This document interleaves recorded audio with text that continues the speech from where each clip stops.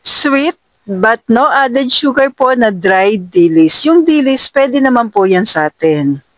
Budget meal pa nga to kung tutuusin. Nabili ko lang po siya ng 20 pesos, yung 1 pack po na dry na dilis. Available naman po yan sa market. Gawin na po natin. Una, maglagay po tayo ng coconut oil sa ating kawali na katamtaman, lakas lang po yung apoy. Then, ilagay na po natin yung ating dilis. Halu-haluin lang po maigi yung ating dilis po. Huwag hayaang masunog yung ating dilis. Nag-add po ako dito ng coconut oil. Mas maganda po yung kawali talaga ha, kasi mas makapal po itong kawali na to. Yan.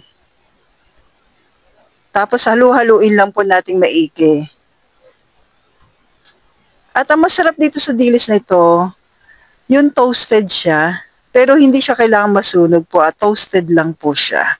Then kapag malapit na po maluto yung ating dilis, mag-a-add na po tayo ng ating sweetener, monk fruit allulose. Yan po yung ginamit natin, 1 and 1 half. 1 and a half po na tablespoon na monk fruit allulose or pure allulose.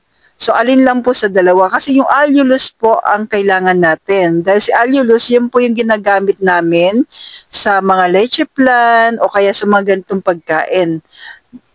Tapos, naka-off na po yung kalan natin kasi mabilis siyang masunog po.